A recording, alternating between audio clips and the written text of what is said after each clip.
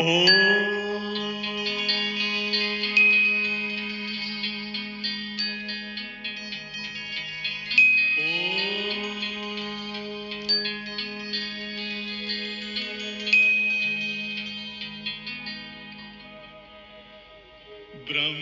से शिव बाबा पधारे, बोलते ध्वनियों। ब्रह्म से शिव बाबा पधारे, बोलते ध्वनियों। ब्रह्म मुख से मधुर वाणी, बोलते ध्वनियों। ब्रह्म से शिव बाबा पधारे, ओम ओम।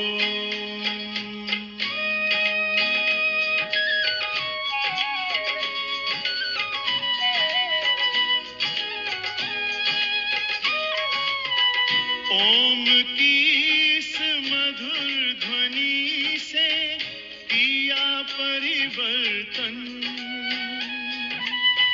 प्रेम शांति सिखा के बदला सभी का जीवन। आदि देव प्रजापिता श्री, बोलते ध्वनियों। ब्रह्म मुख से मधुर वाणी, बोलते ध्वनियों। ब्रह्म से शिव बाबा पधारे, ओम ओम।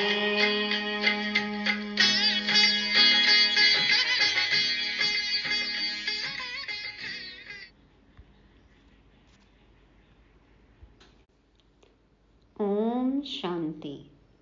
सिद्धि स्वरूप, बेहद की वैराग्य वृत्ति वाले बैगर टू प्रिंस आत्माओं को गॉडली मॉर्निंग। ब्रह्म से शिव बाबा पधारे। कब पधारे? किस में पधारे? कौन है भाग्यशाली रथ, भागीरथ? ये राज सबको अच्छी तरह समझाना है। बेहद बाप से कैसे अपना अधिकार वर्षा लेना है, कैसे हम ले रहे हैं, ये बात भी सबको बताने हैं। पहले हम भी अनजाने में श्रद्धा से शिव की भक्ति करते आए। फिर बाप ने आकर हमें अपने नाम, रूप, देश, काल, कर्तव्य सबकी जानकारी दी। भक्ति का फल भगवान, ज्ञान, सद्गति का अधिकारी बनाया। हमें गोरा, हीरा, फूल, पावन बना रहे हैं, पूज्य बना रहे हैं। तो हमें भी स्वराज्य पाने के लिए अपना सब कुछ इस ज्ञान यज्ञ में स्वाहा करना है। अंतिम संपूर्ण आहुति। हमारा रहन सहन, खान पान, व्यवहार, चाल चलन, माना आहार विहार कैसा हो, जानने के लिए सुनते हैं 12 जून 2024 के शिव भगवान वाच। मीठे बच्चे, बाप उस रथ में आते हैं जिसने पहले पहले भक्ति शुरू की, जो नंबर 1 पूज्य था, फिर पुजारी बना है। यह राज सबको स्पष्ट करके सुनाओ। बाबा किस भाग्यशाली रथ में आते हैं? कौन है भागीरथ? जिसने पहले पहले भक्ति शुरू की। द्वापर में राजा विक्रमादित्य, जो नंबर 1 पूज्य थे। सतयुग में श्री नारायण, जो पूज्य थे वो अब पुजारी बने हैं। हाँ? और अभी कौन है? ब्रह्मा बाबा। तो बाबा कहते हैं यह राज सबको स्पष्ट करके सुनाओ कि ये ब्रह्मा बाबा ही पहला प्रिंस श्री कृष्ण, यही नारायण बनेंगे, और यही द्वापर में राजा विक्रमादित्य, जिन्होंने गुजरात में सोमनाथ में शिव का मंदिर बनाया, हीरे का शिवलिंग बनाया, पहला भक्ति की शुरुआत की। तो बाबा कहते हैं पूज्य से पुजारी बने, ये राज सबको स्पष्ट करके सुनाओ। ये है भाग्यशाली रथ जिनके मुख से शिव बाबा ज्ञान गंगा बहाते हैं। हाँ, हम ज्ञान स्नान कर रहे हैं। ये है सच्चा सच्चा कुंभ, ये है संगम। ये बात सबको स्पष्ट करके बतानी है। प्रश्न है, बाप अपने वारिस बच्चों को कौन सा वर्षा देने आए हैं? उत्तर में बाबा कहते, बाप सुख शांति प्रेम का सागर है, यही सारा खजाना वह तुम्हें विल करते हैं। ऐसा विल कर देते जो 21 जन्म तक तुम खाते रहो, खुल नहीं सकता। सुख करता बाप, शांति प्रेम का सागर। बाबा कहते हैं ये सब खजाने बाबा हमें विल कर देते हैं, दे देते हैं। यह है बाबा का वर्षा, वसीयत। और ऐसी वसीयत, ऐसा विल करते हैं जो 21 जन्म तक चलता है, 2500 साल तक ख़त्म नहीं हो सकता। तुम्हें कौड़ी से हीरे जैसा बना देते हैं। तुम बाप का सारा खजाना योग बल से लेते हो। ये खजाना कैसे प्राप्त कर सकते हैं? हाँ, बाबा कहते हैं हीरे बनो पहले, और फिर सारा खजाना योग बल से हम ले सकते हैं। योग के बिना खजाना नहीं मिल सकता। हाँ, पासवर्ड मन मना भाव, इसके बिना खजाना नहीं मिल सकता। खजाने की चाबी बाबा, मन मना भाव। ओम शांति। शिव भगवान वाच। अब शिव भगवान निराकार को तो सभी मानते हैं, सब धर्मों के लोग मानते हैं ना। एक ही निराकार शिव है जिसकी सब पूजा करते हैं। निराकार को सब मानते हैं अलग अलग तरीके से। तो बाबा कहते हैं एक ही निराकार शिव है जिसकी सब पूजा करते हैं। बाकी जो भी देहधारी हैं उनका साकार रूप है। पहले पहले निराकार आत्मा थी, फिर साकार बनी है। साकार बनती है, शरीर में प्रवेश करती है, तब उनका पाठ चलता है। मूल वतन में तो कोई पाठ है नहीं। जैसे एक्टर्स घर में हैं तो नाटक का पाठ नहीं, शरीर नहीं है तो पाठ कैसे बजाएंगे? स्टेज पर आने से पाठ बजाते हैं। नाटक भी हो तो घर में रहेंगे तो पाठ नहीं है, स्टेज पे आते हैं, थिएटर में आते हैं तो परफॉर्म करते हैं। और यहाँ भी आत्मा शरीर में आती है तो फिर पाठ बजाती है। आत्माएं भी यहाँ आकर शरीर द्वारा पाठ बजाती हैं। पाठ पर ही सारा मदार है। आत्मा में तो कोई फर्क नहीं है। जैसे तुम बच्चों की आत्मा है वैसे इनकी आत्मा है। बाप परम आत्मा क्या करते हैं? उनका ऑक्यूपेशन क्या है? वो जानना है। बाबा कहते हैं ना, मैं देखने लायक नहीं हूँ, जानने और समझने लायक हूँ। कोई प्रेसिडेंट है, राजा है, यह आत्मा का ऑक्यूपेशन है ना। यह पवित्र देवताएं हैं, इसलिए इनको पूजा जाता है। अभी तुम समझते हो यह पढ़ाई पढ़कर लक्ष्मी नारायण विश्व के मालिक बने हैं। किसने बनाया? परम आत्मा ने। तुम आत्माएं भी पढ़ाती हो। बड़ाई यह है जो बाप आकर तुम बच्चों को पढ़ाते हैं और राजयोग भी सिखलाते हैं। महिमा है बाबा की, है ना, कितना सहज है। इसको कहा जाता है राजयोग। बाप को याद करने से हम सतो प्रधान बन जाते हैं। बाप तो है ही सतो प्रधान, उनकी कितनी महिमा गाते हैं। भारत के देखो हर कोने में शिव की और शक्तियों की पूजा होती है। 12 ज्योतिर्लिंगम, पूरब पश्चिम उत्तर दक्षिण हर दिशा में। तो बाबा कहते हैं उनकी कितनी महिमा गाते हैं। भक्ति मार्ग में कितना फल दूध आदि चढ़ाते हैं, समझ कुछ नहीं। कैसे देखो दूध की नालियां बह रही हैं। बाबा कहते हैं समझते कुछ भी नहीं है।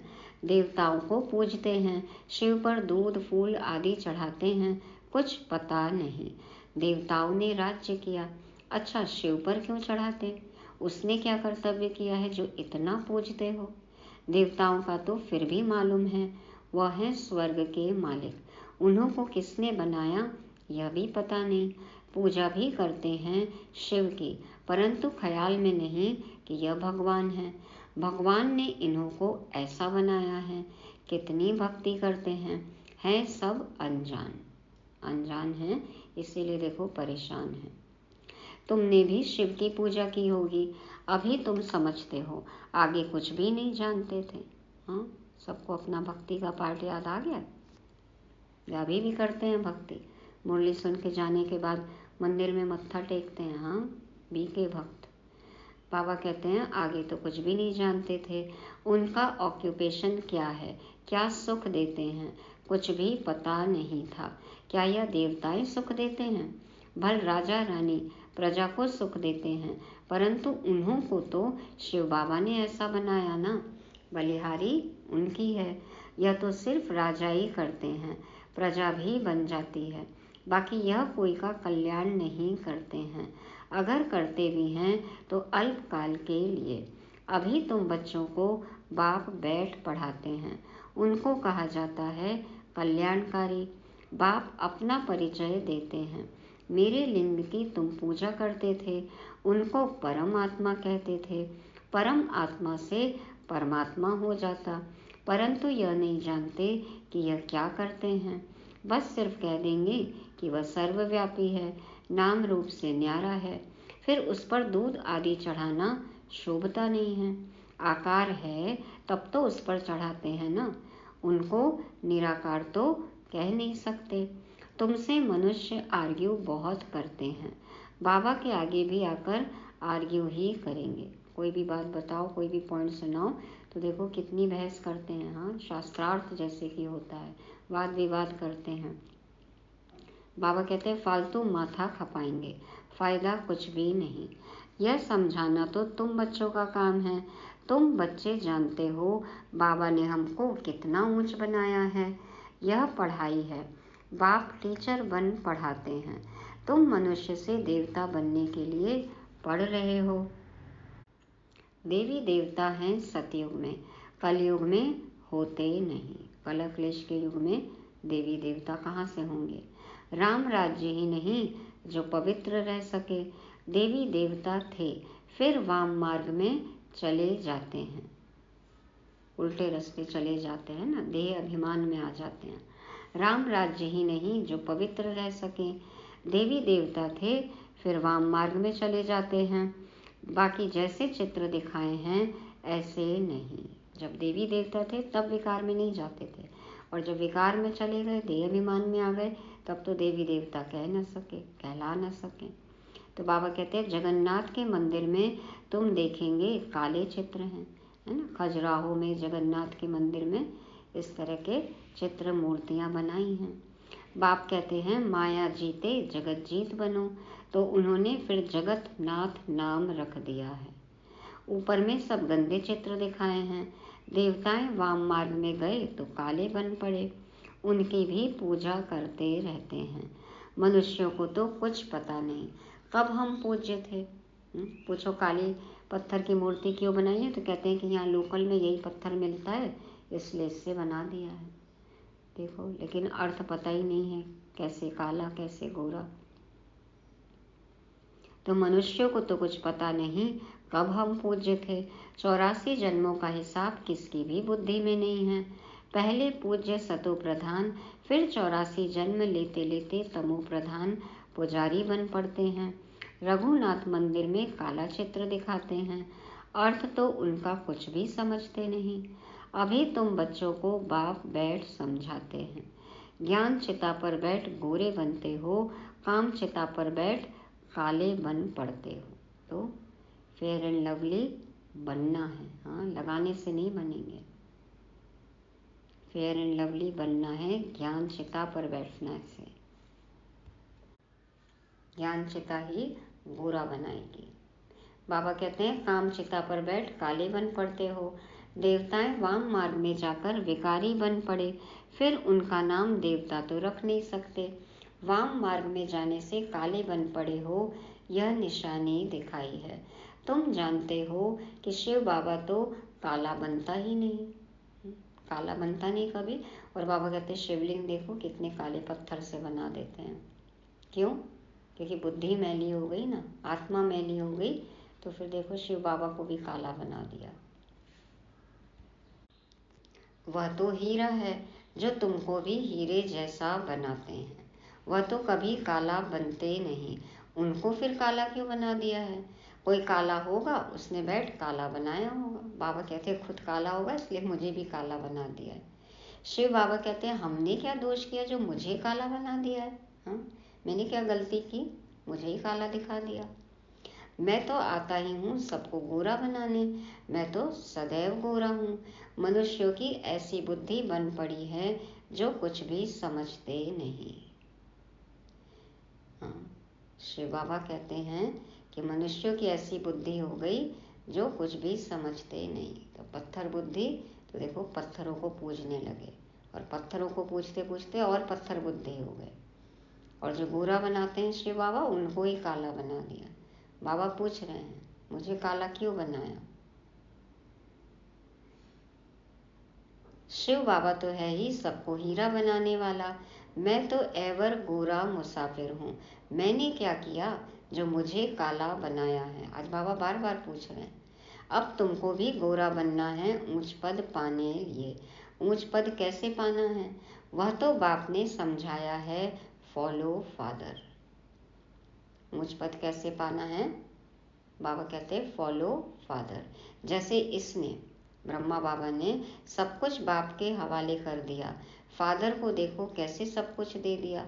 भल साधारण थे, न बहुत गरीब न बहुत साहूकार थे। जवाहरात का काम था रॉयल पर्सनालिटी, देखो न बहुत गरीब और न बहुत साहूकार थे, साधारण थे। बाबा अभी भी कहते हैं तुम्हारा खान पान बीच का साधारण होना चाहिए। और आजकल कितना दिखावा है। बाबा कहते हैं रॉयल तरीके से रहो, ये नहीं कि बहुत अनाप शनाप खर्चा कर रहे हैं, व्यर्थ खर्चा कर रहे हैं, नहीं। बाबा कहते हैं न बहुत गरीब न बहुत साहूकार, साधारण तरीके से, तो बीच का होना चाहिए। न बहुत ऊंच न बहुत कम, व्यर्थ भी नहीं और कंजूस भी नहीं, है ना। मित व्ययिता होनी चाहिए, जहाँ जरूरी है बाबा से पूछ कर करो, ट्रस्टी है ना। तो बाबा कहते हैं कि अभी तुम्हारा खान पान बीच का साधारण होना चाहिए, न बहुत ऊंच न बहुत कम। बाप ही सब शिक्षा देते हैं, यह भी देखने में तो साधारण ही आते हैं। तुमको कहते हैं कहाँ है भगवान, दिखाओ। अरे आत्मा बिंदी है, उनको देखेंगे क्या? यह तो जानते हो आत्मा का साक्षात्कार इन आँखों से होता नहीं। तुम कहते हो भगवान पढ़ाते हैं तो जरूर कोई शरीरधारी होगा, निराकार कैसे पढ़ाएंगे? मनुष्यों को तो कुछ भी पता नहीं है। जैसे तुम आत्मा हो, शरीर द्वारा पाठ बजाते हो, आत्मा ही पाठ बजाती है, आत्मा ही बोलती है शरीर द्वारा, तो आत्मा वाच। परंतु आत्मा वाच शोभता नहीं, इसलिए नाम लेते हैं ना। देखो शिव भगवान वाच कहते हैं, परमात्मा वाच तो नहीं बोलेंगे ना। बाबा कहते हैं ऐसे ये अक्षर अच्छा नहीं लगता। आत्मा तो वानप्रस्थ, वाणी से परे है, वाच तो शरीर से ही करेगी। आत्मा तो वानप्रस्थ है, हाँ, वाणी से परे है, वाच तो शरीर से ही करेगी। वाणी से परे सिर्फ आत्मा ही रह जाती है। वाणी में आना है तो शरीर जरूर चाहिए। बाप भी ज्ञान का सागर है, तो जरूर किसके शरीर का आधार लेगा ना। बिना मुख के तो बोल नहीं सकते हैं, तो जिसके शरीर का आधार लेते हैं उसको रथ कहा जाता है, नहीं तो वह सुनाए कैसे। बाप पतित से पावन बनने लिए शिक्षा देते हैं, प्रेरणा की बात नहीं, यह तो ज्ञान की बात है। वह आए कैसे, किसके शरीर में आए? आएगा तो जरूर मनुष्य में ही, बैल में आएंगे तो कौन भाषा समझेंगे? तो किस मनुष्य में आए किसको पता नहीं है, कोई को पता नहीं है सिवाय तुम्हारे। रचयिता खुद ही बैठ अपना परिचय देते हैं, मैं कैसे और किस रथ में आता हूँ। ब्रह्म से शिव बाबा पधारे बोलते ध्वनियों, तो ब्रह्मा तन में आते हैं। बच्चे तो जानते हैं कि बाप का रथ कौन सा है। बहुत मनुष्य मूंझे हुए हैं, किस किस का रथ बना देते हैं, जानवर आदि में तो आ न सके। बाप कहते हैं मैं किस मनुष्य में आऊं, यह तो समझ नहीं सकते। कई पूछते हैं ना कि इनमें क्यों आते हैं, क्या जवाब देंगे? यही पहला प्रिंस, यही झाटकू आत्मा, इन्होंने ही अपना सब कुछ सरेंडर किया। यही पूज्य, नंबर 1 पूज्य और फिर पुजारी भी। बाबा जैसा समर्पण कोई कर सकता है? कोई कर सकता है तो करके दिखाए, फिर बाबा सोचेंगे कि अगली बार इनमें आ जाऊं। ऐसा हो नहीं सकता, ड्रामा में नूंद है। न ऐसा समर्पण कोई कर सकता है और न बाबा और किसी में आ सकते हैं, ये तो हो ही नहीं सकता। तो बाबा कहते हैं कि बाप कहते हैं मैं किस मनुष्य में आऊं, यह तो समझ नहीं सकते। आना भी भारत में ही होता है, भारतवासियों में भी किसके तन में आऊं? क्या प्रेसिडेंट व साधु महात्मा के रथ में आएगा? ऐसे भी नहीं है कि पवित्र रथ में आना है, ये तो प्रवृत्ति मार्ग है ना। तो बाबा ने बताया निवृत्ति मार्ग तो है नहीं, लेकिन घर गृहस्थी में कैसे रहते हुए हम बाबा को याद कर सकते हैं, कैसे हम पवित्र रह सकते हैं, इसलिए बाबा ने ये तन चुना। ब्रह्मा बाबा कितने अनुभवी गृहस्थी, 60 साल के, तो उदाहरण कि घर गृहस्थी में रहते हुए भी हम भगवान से मिलन मना सकते हैं। मम्मा 16 साल की कुंवारी कन्या, तो सब उदाहरण है ना। तो बाबा कहते हैं क्या प्रेसिडेंट व साधु महात्मा के रथ में आएगा? ऐसे भी नहीं है कि पवित्र रथ में आना है, यह तो है ही रावण राज्य। सभी का तन तो पवित्र है ना, पवित्र है सभी का तन, अपवित्र है ना। अभी तो आत्मा भी अपवित्र, तन भी अपवित्र, तो फिर पतित देश में, पतित शरीर में बाबा आते हैं। तो बाबा कहते हैं यह तो है ही रावण राज्य। गायन भी है दूर देश का रहने वाला, आया देश पर आए, तो ब्रह्म से शिव बाबा पधारे।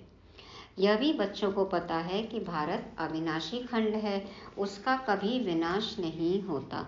अविनाशी भारत खंड में ही आते हैं। किस तन में आते हैं वह खुद ही बताते हैं, और तो कोई जान न सके। तुम जानते हो कोई साधु महात्मा में भी आ न सके, वह है हठ योगी, निवृत्ति मार्ग वाले। बाकी रहे भारतवासी भक्त। अब भक्तों में भी किस भक्त में आए? भक्त पुराना चाहिए, जिसने बहुत भक्ति की हो। भक्ति का फल भगवान को देने आना पड़ता है। भारत में भक्त तो ढेर हैं, कहेंगे यह बड़ा भक्त है, इसमें आना चाहिए। ऐसे तो बहुत भक्त बन पड़ते हैं, कल भी कोई को वैराग्य आए भक्त बन जाए। वह तो इस जन्म का भक्त हो गया ना, उसमें आएंगे नहीं। किसी को वैराग्य आए और एकदम से समर्पित हो जाए तो बाबा कहते हैं कि वो तो मान लो इस जन्म का भक्त हो गया ना। और ब्रह्मा बाबा नंबर 1 भक्त, सबसे पहले पुजारी। तो बाबा कहते हैं कि वह तो इस जन्म का भक्त हो गया ना, उसमें आएंगे नहीं। मैं उसमें आता हूँ जिसने पहले पहले भक्ति शुरू की। द्वापर से लेकर भक्ति शुरू हुई है, यह हिसाब किताब कोई समझ न सके। कितनी गुप्त बातें हैं। मैं आता हूँ उसमें जो पहले पहले भक्ति शुरू करते हैं। नंबर 1 जो पूज्य था वही फिर नंबर 1 पुजारी भी बनेगा। खुद ही कहते हैं यह रथ ही पहले नंबर में जाते हैं, फिर 84 जन्म भी यही लेते हैं। मैं इनके ही बहुत जन्मों के अंत के भी अंत में प्रवेश करता हूँ। इनको ही फिर नंबर 1 राजा बनना है। यही बहुत भक्ति करते थे, भक्ति का फल भी इनको मिलना चाहिए। देखो साकार मुरली है, ब्रह्मा बाबा के मुख से ही वाणी निकल रही है। शिव बाबा सब कुछ बता रहे हैं कि यही बहुत भक्ति करते थे, भक्ति का फल भी इनको मिलना चाहिए। बाप दिखलाते हैं बच्चों को कि देखो यह मेरे पर वारी कैसे गया। एक इशारा किया बाबा ने और ब्रह्मा बाबा ने अपना सब कुछ समर्पण कर दिया, बलिहार हो गए, सब कुछ दे दिया। इतने ढेर बच्चों को सिखलाने लिए धन भी चाहिए। लगभग 400 आत्माओं को बाबा ने संभाला, पालना दी ना। तो ईश्वर का यज्ञ रचा हुआ है, खुदा इसमें बैठ रुद्र ज्ञान यज्ञ रचते हैं। इसको पढ़ाई भी कहा जाता है। रुद्र शिव बाबा जो ज्ञान का सागर है, उसने यज्ञ रचा है ज्ञान देने के लिए। अक्षर बिल्कुल ठीक है। राजस्व, स्वराज्य पाने के लिए यज्ञ। स्वराज, स्व, आत्मा का राज्य अपनी कर्मेंद्रियों पर, आत्मा मालिक। तो बाबा कहते हैं इसको यज्ञ क्यों कहते हैं? यज्ञ में तो वह लोग आहुति आदि बहुत डालते हैं। जौ तिल घी डालते हैं ना, तो जौ लंबा माना शरीर का प्रतीक, तिल माना आत्मा का प्रतीक, और धन लिक्विडिटी, घी तो तन मन धन स्वाहा करना है, ये आहुति डालनी है। तो बाबा कहते हैं तुम तो पढ़ते हो, आहुति क्या डालते हो? तुम जानते हो हम पढ़कर होशियार हो जाएंगे, फिर यह सारी दुनिया इसमें स्वाहा हो जाएगी। यज्ञ में पिछाड़ी के टाइम जो भी सामग्री है सब डाल देते हैं, एक साथ स्वाहा कर देते हैं ना। तो हमें भी तन मन धन सहित स्वाहा हो जाना है, बाप पर बलिहार जाना है। तुम बच्चे अब जानते हो हमको बाप पढ़ा रहे हैं। क्या पढ़ा रहे हैं बाबा? पुराना सब कुछ स्वाहा कर दो, पुरानी यादें, पुरानी दुनिया, पुराने संबंध, क्या क्या नहीं सहेज के रखा है, संजो के रखा है। हाँ, इसीलिए योग नहीं लगता है। तो पुराना जब तक स्वाहा नहीं करेंगे, संपूर्ण आहुति नहीं डालेंगे, योग युक्त नहीं रह सकते। तो तुम बच्चे अब जानते हो हमको बाप पढ़ा रहे हैं। बाप है तो बहुत साधारण, मनुष्य क्या जाने, उन बड़े बड़े आदमियों की तो बहुत बड़ी महिमा होती है। बाप तो बहुत साधारण सिंपल बैठा है। देखो, साधारण तन में आए इसलिए कोई पहचानते नहीं है। मनुष्य को कैसे पता पड़े? यह दादा तो जौहरी था, शक्ति तो कोई देखने में नहीं आती, सिर्फ इतना कह देते इसमें कुछ शक्ति है, बस।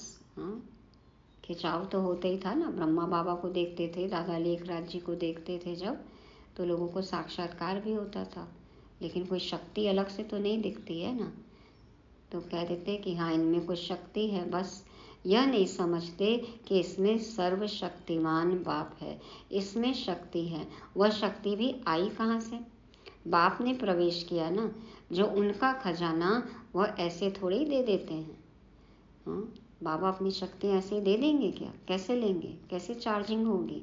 बाबा कहते तुम योग बल से लेते हो, वह तो सर्वशक्तिमान है ही, उनकी शक्ति कहाँ चली नहीं जाती।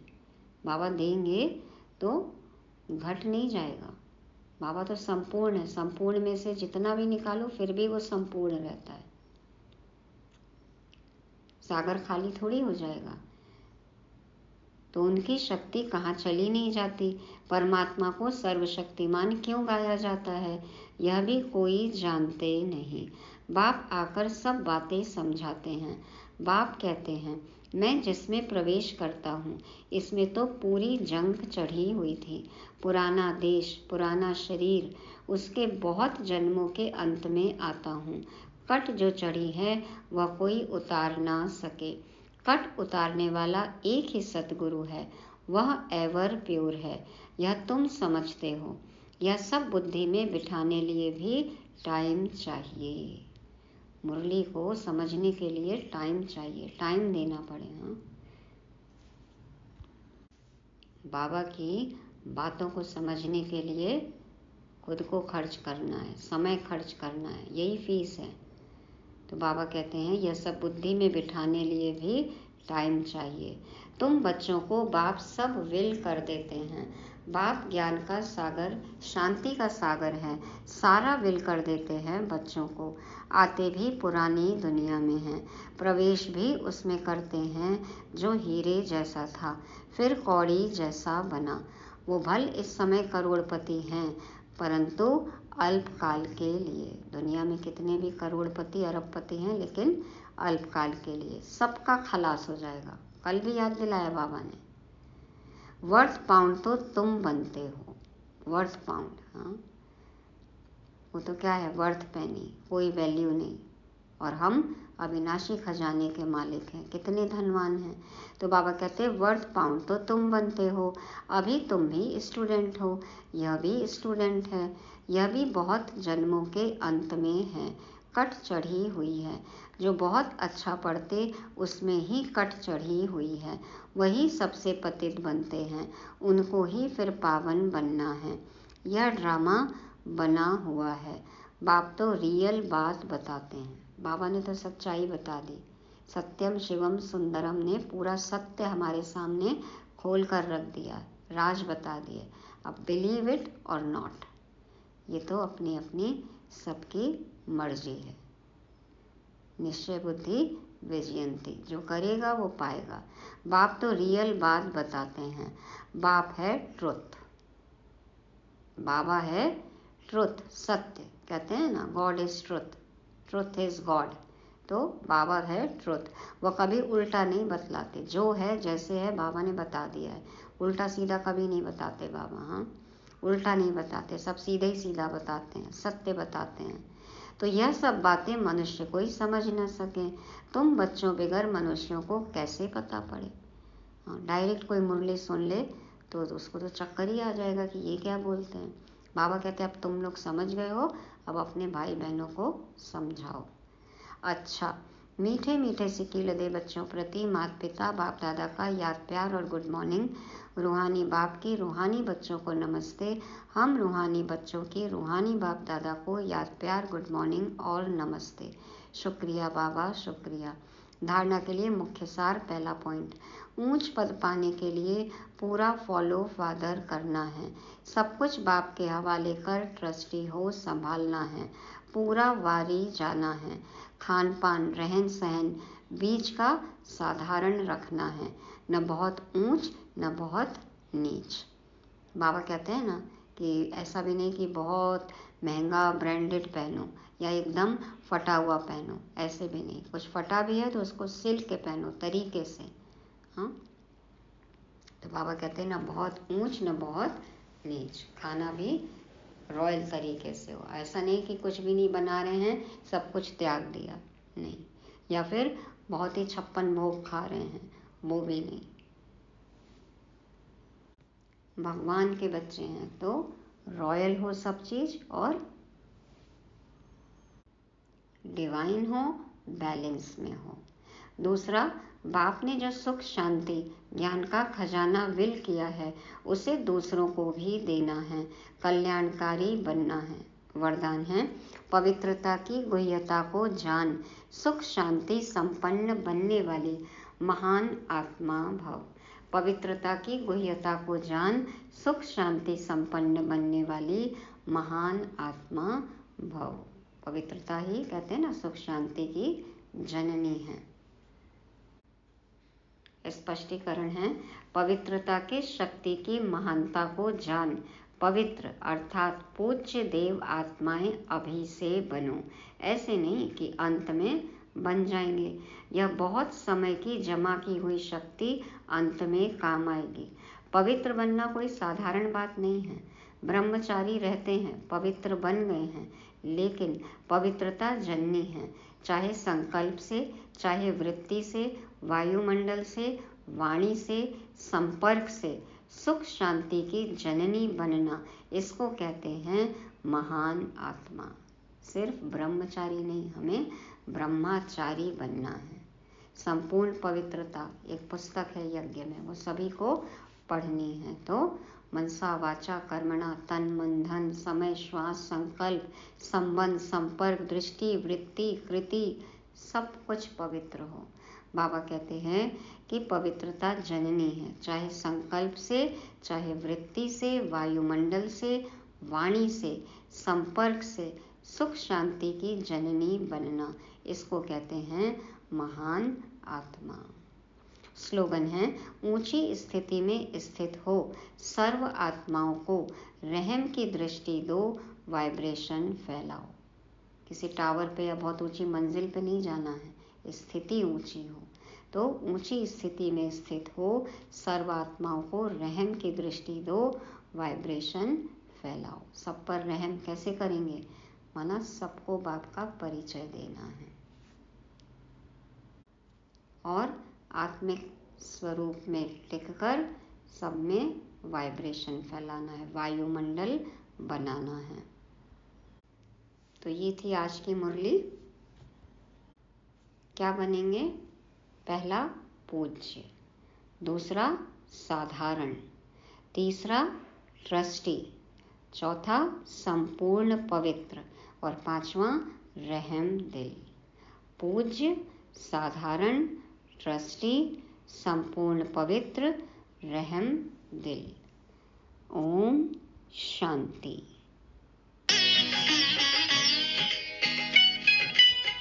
सोहनी सूरत मोहनी मूरत ज्ञान के मोती,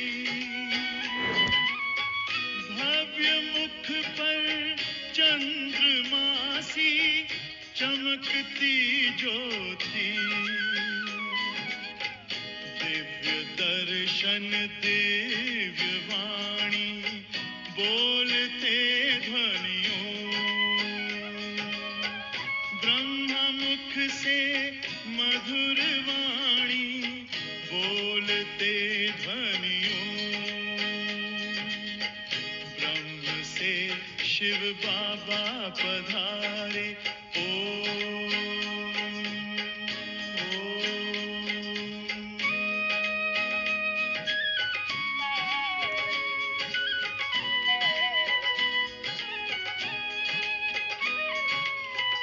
विश्व में थी पाप की जब घटा छाई, तब विभूति आप जैसी धरती पे आई, एक तार में बंध के सारे बोलते ध्वनियों, ब्रह्म मुख से मधुर वाणी बोलते ध्वनियों, ब्रह्म से शिव बाबा पधारे बोलते ध्वनियों, ब्रह्म मुख से मधुर वाणी बोलते ध्वनियों, ब्रह्म से शिव बाबा पधारे। ओम